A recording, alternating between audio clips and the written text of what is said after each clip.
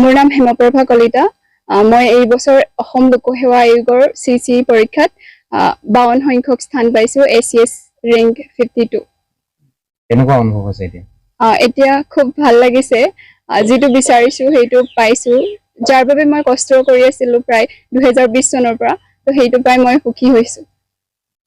কেনেকুৱা ধৰণৰ প্ৰিপাৰেচন আছিল, কিমান ঘণ্টাকৈ প্ৰিপাৰেচন চলোৱা হৈছিল?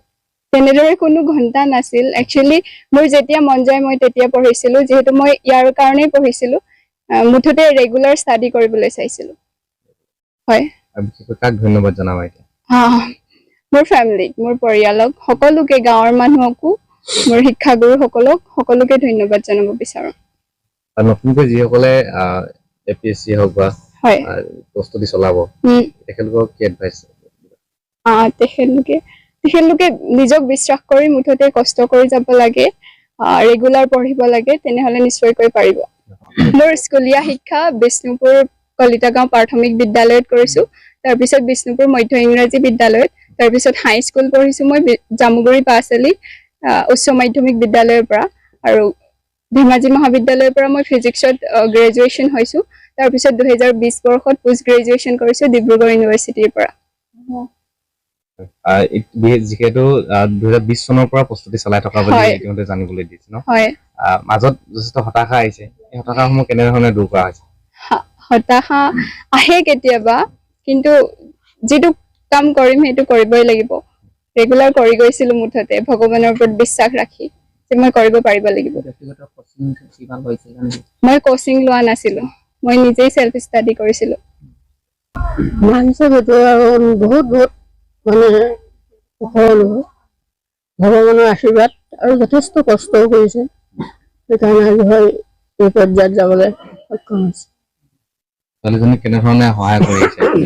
সহায় মানে যিখিনি ধৰক কৰিব লাগে, যিখিনি চেফ দিব লাগে ঘৰুৱা পৰিৱেশতো, বা আমাৰ গাঁৱলীয়া পৰিৱেশ দেখিছেই, মানুহ ইত্যাদি সকাম নিকামনি কৰাবিলাক, তাৰ পৰ্যায়তো যিমানখিনি পাৰো মানে সেই পৰ্যায়ত ইমানখিনি চেষ্টা কৰিছো, কাৰণ পঢ়াটো গম পাইছো কিমান কষ্ট। এনি টাইম হাততে কিতাপ থাকে, তাৰপিছত যদি কিবা এটা চাহ কাপোৰ খাইছে, কিবা এটা লিখিহে ঠাণ্ডা হৈ গ'লে চাহকণ খাইছে। 2020 চনৰ পৰা কৰি আছে, মাজে মাজে কেতিয়াবা ডিপ্ৰেছন বা তেনেকুৱা ধৰণৰ গৈছে নাই? এইটো অকণমান অনুভৱ হয়, এনেকে পঢ়াৰ ক্ষেত্ৰত নহয়, কিন্তু হ'লেও মনটো নিজেই আকৌ আমিও থাকো, একো চিন্তা নাই, কাৰণ চাকৰি নকৰাও বহুত আছে বা কিবা নকৰাও বহুত আছে, লক্ষ্য যিটো লৈছে তাত আগবাঢ়ি যোৱা, তেতিয়াও আমি পাছ কৰিবলগীয়া নাই, নিজেও ভগৱানক চিন্তা কৰি আগবাঢ়ি গৈ আছে সদায়। হিচাপে ছোৱালীৰ ফলাফলক লৈ সুখী হৈছোঁ, যথেষ্ট সুখী হৈছোঁ। তেওঁ কষ্ট কৰিছে আৰু এই কষ্টত তেওঁ ফল নিজে লাভ কৰিছে, ঈশ্বৰৰ ওচৰত বিশ্বাস ৰাখিছে, আৰু তেওঁ যিখিনি কষ্ট কৰিছে সেইখিনি কষ্ট ফল পাইছে বুলি মই ভাবোঁ। যিহেতু মোতকৈও এতিয়া ছোৱালীজনীৰ পঢ়াৰ ক্ষেত্ৰত বা সুবিধা অসুবিধাখিনি প্ৰতি মুহূৰ্ততে খবৰ ৰাখিছোঁ, আৰু বিশেষকৈ হ'ল এটা পৰিৱেশ লাগে, তাই পঢ়া এটা পৰিৱেশ পাইছিলে ঘৰৰ ভিতৰতে, তাই কচিঙো কৰা নাছিল, তেওঁ নিজেই প্ৰেক্টিচ কৰি আছিলে, আৰু প্ৰথমবাৰ তেওঁ যদিও বেয়া হৈছিল তেওঁ কিন্তু হতাশ হোৱা নাছিল, কিন্তু দ্বিতীয়বাৰ তেওঁ সফলতা অৰ্জন কৰাৰ বাবে মই সুখী হৈছোঁ। ভাল লাগিছে, অত্যন্ত সুখী। মই বিশেষকৈ ধৰি লওক আমাৰ এই বৃহত্তৰ অঞ্চলটোৰ পৰা প্ৰথম APSC উত্তীৰ্ণ হৈছে হেমপ্ৰভা কলিতা। হেমপ্ৰভা কলিতাই মোৰ প্ৰাক্তন ছাত্ৰী আছিলে, আৰু বিশেষকৈ তেওঁ আমাৰ জামুগুৰি পাঁচালি উচ্চ মাধ্যমিক বিদ্যালয়ৰ পোনপ্ৰথমবাৰৰ বাবে তেওঁ ডিষ্টিংশ্যন সহ উত্তীৰ্ণ হৈছিল মেট্ৰিক পৰীক্ষাত, আৰু তেতিয়াৰ পৰা আমি ভালকৈ জানো খুব ধৈৰ্যশীল ছোৱালী, আৰু সেই ধৈৰ্যৰ কাৰণে ধৰি লওক এতিয়া MSc পাছ কৰাৰ পিছত তেওঁ আকৌ ধৰি লওক PhD বা এইবিলাক নকৰি একমাত্ৰ টাৰ্গেট হিচাপে লৈছে APSC, আৰু তাত আজি ছাকচেছ হৈছে। তেওঁ এই ক্ষেত্ৰত খুব ধৈৰ্যশীলতাৰ পৰিচয় দিছে, আৰু তাতকৈ গুৰুত্বপূৰ্ণ কথা, অন্যান্য কোচিং চেণ্টাৰবিলাকত কোচিং নোলোৱাকৈ ঘৰতে এই ধৰণৰ অধ্যয়ন কৰি APSC কমপ্লিট কৰাটো ইমান সহজ কথা নহয়, এইটো আমাৰ কাৰণে এটা ডাঙৰ উদাহৰণ। আৰু তাতোতকৈ ভাল লাগিছে, অকল মোৰে বুলি নহয়, আমাৰ বৃহত্তৰ এই অঞ্চলটোত, আমাৰ এই অঞ্চলটোৰ বৃহত্তৰ উত্তৰ ধেমাজি বুলি কয়, আমাৰ ৰেল ষ্টেচনৰ এই পাৰত আজিলৈকে কোনো ধৰি লওক APSC বা তেনেকুৱা ওলোৱা নাছিলে, এই পোনপ্ৰথমবাৰৰ বাবে হেমপ্ৰভাই এই খ্যাতি ৰাখিবলৈ সক্ষম হৈছে।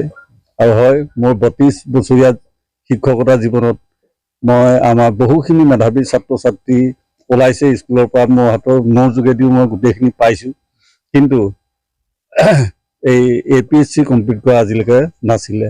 সেই গতিকে সেই শূন্য স্থানটো এইবাৰ হেমপ্ৰভাই পূৰাই দিয়াৰ কাৰণে মোৰ জীৱনটোৱে অকণমান সাৰ্থক হোৱা যেন অনুভৱ হয়। ধন্যবাদ। গৈ বুলি ভাবিছিলোঁ। হঠাৎ খবৰটো পাই আমাৰ আনন্দ লাগিলে। লগতে আমি বিদ্যালয়ৰ সকলো পৰিয়ালবৰ্গ তাইক লৈ আমি উৎফুল্লিত, আৰু সেইকাৰণে আজি গৈ পিনে আমি সম্বৰ্ধনা জনাই থৈ আহিছোঁ। তাৰ উপৰি বিদ্যালয়লৈ মাতি ভৱিষ্যত ছাত্ৰ ছাত্ৰী অনুপ্ৰেৰণাৰ কাৰণে বিদ্যালয়লৈ মাতি পিনি তাইক আমি সম্বৰ্ধনা জনাম বুলি ভাবিছোঁ সামূহিকভাৱে। পঢ়াৰ ক্ষেত্ৰত আপোনালোকে কেনেকুৱা ধৰণৰ তাইক মানে আগতে তেতিয়া পাইছিল? পঢ়াৰ ক্ষেত্ৰত আমি তাইক ভালেই পাইছিলোঁ। আমি ভাবিছিলোঁ যে আমাৰ স্কুলত এতিয়ালৈকে ডিষ্টিংশ্যন ওলোৱা নাই।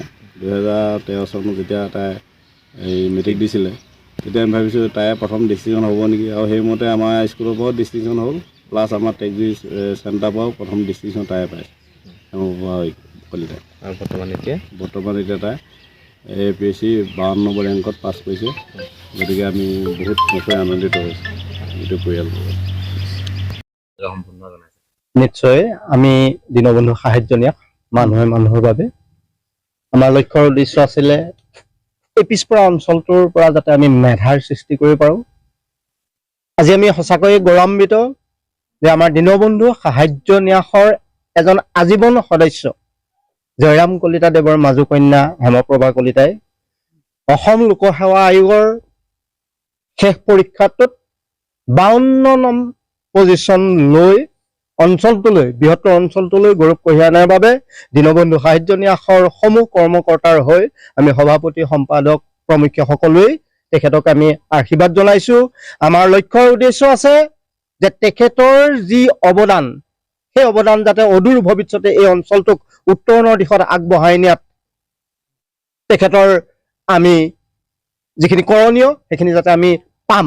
সেয়েহে আজিৰ এই পবিত্ৰ দিনটোত বহুত বৰ সফলতাৰ দিনটোত তেখেতৰ প্ৰতি আমাৰ আশা থাকিব, আমাৰ প্ৰাৰ্থনা থাকিব যাতে এই অঞ্চলটোৰ বৃহত্তৰ উত্তৰণৰ ক্ষেত্ৰত ভৱিষ্যতে তেখেতৰ আমি সহায় সহযোগিতা আন্তৰিকতাৰে কামনা কৰিম। ধন্যবাদ। খবৰটো পাই আশা কৰিছিলোঁ পাব বুলি। তাৰোপৰি মানে প্ৰথম বৰ্ষৰ পৰা দ্বিতীয় এটেম্প প্ৰথমতো তাই মেইনছ পাৰ কৰিলে, কেৱল ভাইভাটো ৰৈ গ'ল। এইবাৰ খুব ভাল লাগিছে। যিদৰে পঢ়ে, যিদৰে কষ্ট কৰে তাৰ ফল পাইছে। আৰু আটাইতকৈ গুৰুত্বপূৰ্ণ কথা, আমি আচলতে অসম চৰকাৰক ধন্যবাদ জনাব বিচাৰোঁ। এটা পৰিৱেশ সৃষ্টি কৰিছে, যিটো পৰিৱেশে আমাৰ দৰে সাধাৰণ মানুহৰ ল'ৰা ছোৱালীও এনেকুৱা এটা কথা ভাবিবলৈ মানে সাহস পাইছে। খুব ভাল লগা দিশ।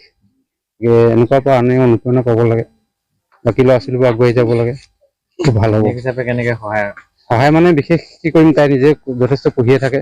বিশেষ একো নকওঁ, আহিলে পঢ়া শুনা কেনেকুৱা চলিছে পঢ়িবলৈ কওঁ।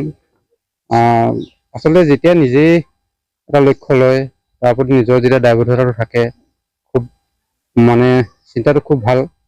তাত বিশেষ আমি কৰিবলগীয়া নাথাকে, কিন্তু আমি সেই আনুষংগিক যিখিনি আহিলে ধৰি লওক, সেইখিনি যথেষ্ট বুলি নহয় যদিও আছোঁ আৰু লগত। খুব ভাল লাগিছে আচলতে। এইটো যোগ্য মানে তেওঁৰ ব্যক্তিগতভাৱে পাবলগীয়া এটা ফল যেতিয়া পাইছে। কষ্ট কৰিলে ফল পায়ে আচলতে, সেইটো সকলোৱে কৰিলে নিশ্চয় সফল হ'ব। ধন্যবাদ আপোনালোককো ইয়াত আহি উপস্থিত হৈ আমাৰ মনৰ ভাৱবোৰ লৈ যোৱাৰ বাবে ভাল পালোঁ। ধন্যবাদ। APSCত পাছ কৰিছে গম পায়নে? পাইছোঁ আৰু গম। কেনেকুৱা অনুভৱ, কি ক'ব এতিয়া? এতিয়া আৰু সেইবোৰ ভগৱানে কৰিছে ভাল, তেওঁলোকে কৰিব যি কৰিব, নহয় জানো। আমাৰ অলপমান ভাল পাইছোঁ আৰু আমাৰ সকলোৰে মনত আনন্দ এটা লাগিছে, যিহেতুকে নিজৰ যেতিয়া নাতি এজনী পাছ কৰিছে, ভাল কৰিছে, আগলৈকে যাতে ভাল কৰ্ম কৰে, আমিও তাকে বাঞ্ছা কৰি আছোঁ আৰু